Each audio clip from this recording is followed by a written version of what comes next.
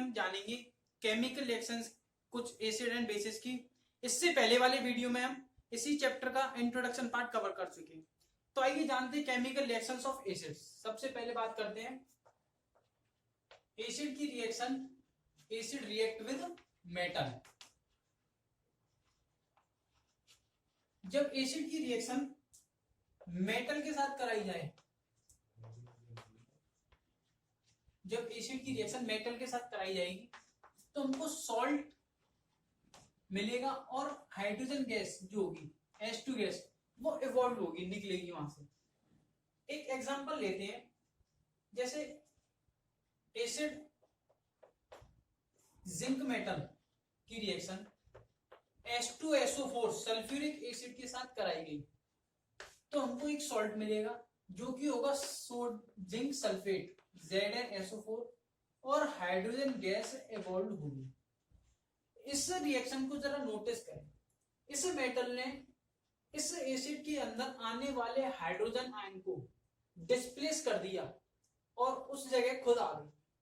यानी कि जो मेटल होती है वो हाइड्रोजन आयन को डिस्प्लेस कर देती है और यही हाइड्रोजन आयन हमारा, यही हाइड्रोजन आयन H2 गैस के रूप में, हाइड्रोजन गैस के रूप में इवॉल्व होता है। आपने देखा होगा जो हमारे खट्टे पदार्थ होते हैं या जो दही होती है वो कभी भी मेटल के बर्तन में नहीं रखी जाती, मेटल के वेसल्स में नहीं रखी जाती।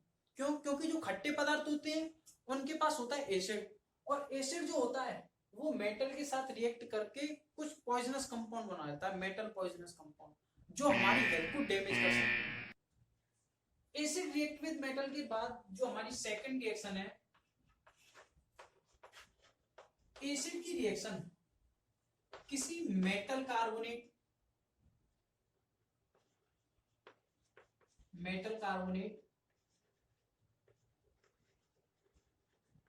या metal hydrogen carbonate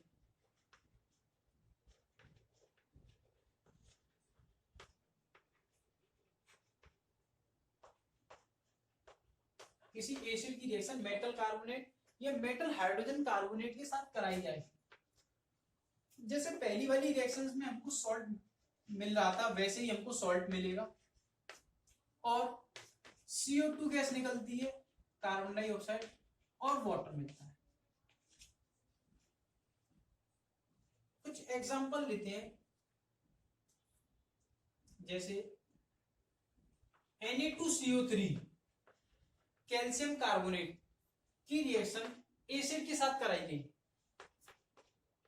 HCl hydrochloride acid के साथ कराया। जैसे यहां पर मेटल ने एसिड में आने वाले हाइड्रोजन आयन को डिस्प्लेस किया था, वैसे ही ये एटम, ये मेटल इस एसिड में आने वाले हाइड्रोजन एटम को डिस्प्लेस कर देगी, NaCl। क्योंकि हमको सॉल्ट बनाना तो ये बन गया हमारा सोडियम क्लोराइड सॉल्ट, और बचा कौन है? NaCl बन गया, CO3 और H। इस CO3 के पास 3 ऑक्सीजन के एटम है, जिसमें से एक जो है H के साथ मिलकर वाटर बना लेता है, कंबाइन हो जाता है, H2 में बना लेता है, और जो बचता है हमारे पास CO2 कंपाउंड, CO2 गैस बचती है। तो ये थी एसिड के साथ मेटल कार्बोनेट की। जब एसिड के साथ मेटल हाइड्रोजन कार्बोनेट की रिएक्शन कराई जाए, Na2CO3 NaCO3 metal hydrogen carbonate की रिएक्शन, इसकी बैलेंस ही जरा देख लेते हैं, 2HCl 2NaCl। ठीक है, मेटल हाइड्रोजन कार्बोनेट की रिएक्शन जो सोडियम क्लोराइड HCl के साथ कराई गई। जैसे ऊपर वाली रिएक्शन में मेटल ने इस हाइड्रोजन को डिस्प्लेस किया था, वैसे ही ये मेटल इस हाइड्रोजन को डिस्प्लेस कर देगी और बना लेगी NaCl, और ये हाइड्रोजन इसके एक ऑक्सीजन के साथ मिलकर H2 बना लेता है, और बाद में हमारा CO2 गैस बच जाती है। ये जो CO2 गैस हमारी निकल रही है इन दो रिएक्शन में, इसका बड़ा यूज है। इस CO2 गैस का हम लाइम वाटर से पास करते हैं CO2 गैस को। इस CO2 गैस को जब हम लाइम वाटर से पास करते हैं, लाइम वाटर मतलब CaOH का होल गैस, जिसको हम कैल्शियम हाइड्रोक्साइड के नाम से भी जानते हैं। इसकी रिएक्शन यदि हम CO2 के साथ करा रहे हैं इसी जो हमारी जो अभी रिएक्शन जो कार्बन डाइऑक्साइड निकल रही थी उसके साथ लाइम वाटर की रिएक्शन कराई जाए तो हमारा जो लाइम वाटर है वो मिल्क के रूप में कन्वर्ट हो जाता है, मतलब दूध के जैसा दिखने लगता है। क्यों? क्योंकि वो कैल्शियम कार्बोनेट के व्हाइट पीपीटी, कैल्शियम कार्बोनेट के व्हाइट पीपीटी में कन्वर्ट हो जाता है।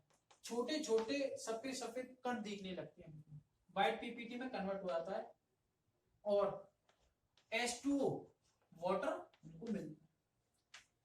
यदि इसी कार्बन ये रिएक्शन जो होती है हमारी यहाँ रुकती नहीं है, यदि इस रिएक्शन में कार्बन डाइऑक्साइड को एक्सेस मात्रा बहुत ज्यादा मात्रा में ले लिया जाए तो क्या होता है, कुछ CO2 तो हमारी इसके व्हाइट पीपीटी बनाती है और कुछ CO2 जो होती है व्हाइट पीपीटी को डिसॉल्व कर देती है और एक सॉल्युबल सॉल्ट बन जाता है।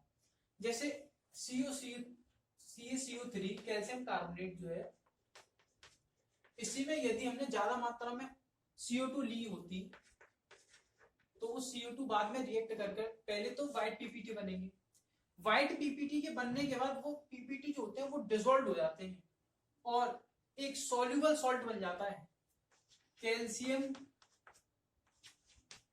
हाइड्रोजन कार्बोनेट CaHCO3 का होल ट्वाइस। तो ये थी हमारी एसिड की कुछ reactions. Next reaction, acid react with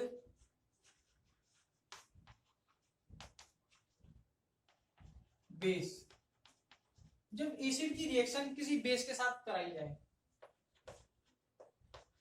acid की रिएक्शन जब किसी बेस के साथ कराई जाएगी तो हमको सॉल्ट मिलेगा और वाटर मिलेगा।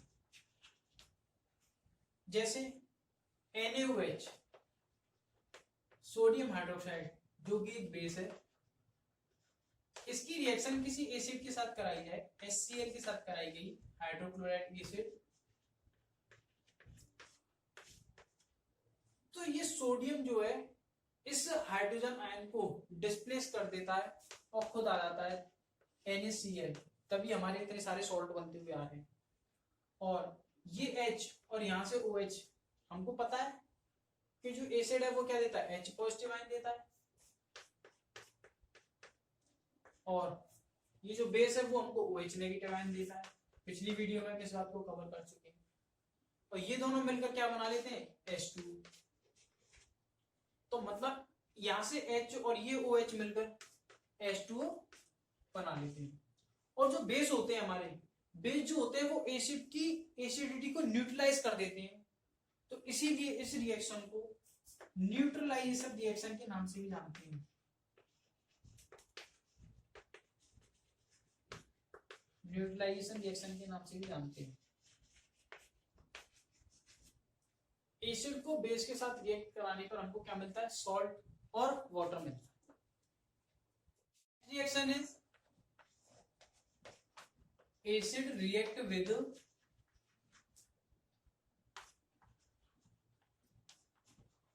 Metal oxide. जब किसी मेटल ऑक्साइड की रिएक्शन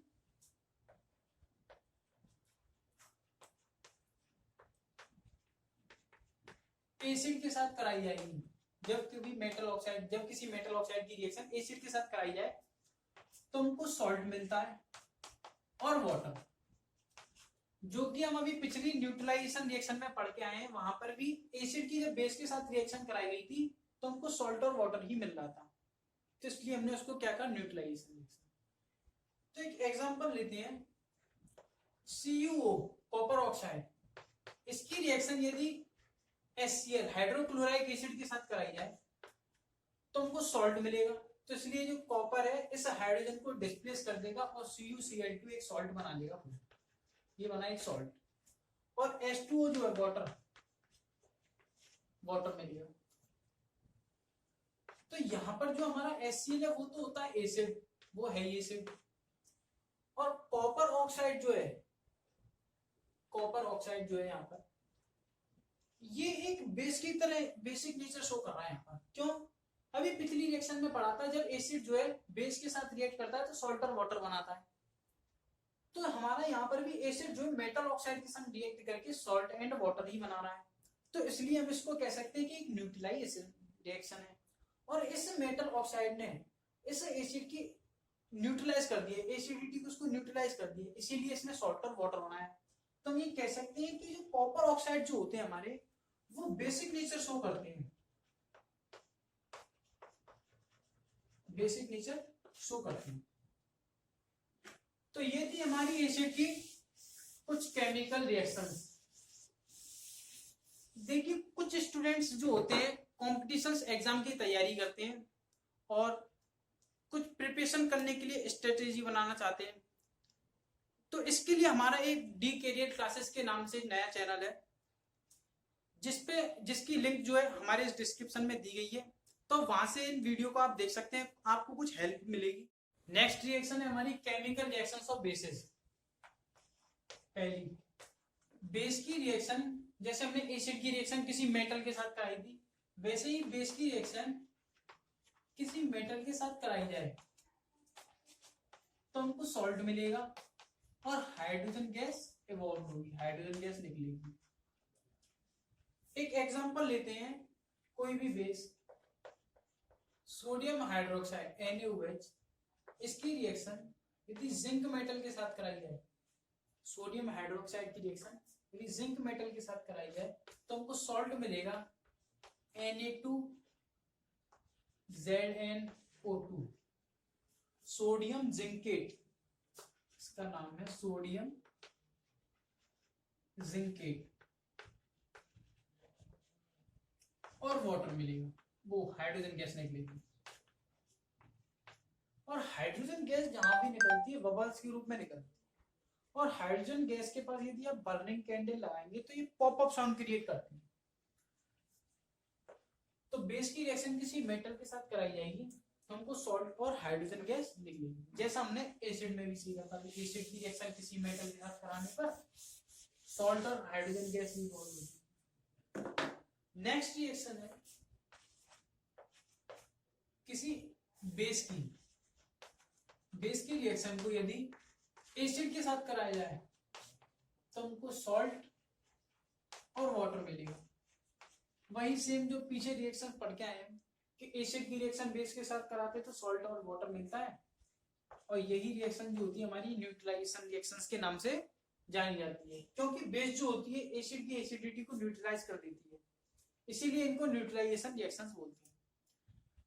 इनमें होता क्या है, वैसे जो एसिड जो होते हैं, वाटर कैसे बनता है और सॉल्ट कैसे बनता है, एसिड जो होते हैं वो हमको H पॉजिटिव आयन देते हैं, और बेसिस जो होते हैं हमको OH नेगेटिव आयन देते हैं। ये बात हम अपनी पिछली वीडियो में कवर कर चुके हैं।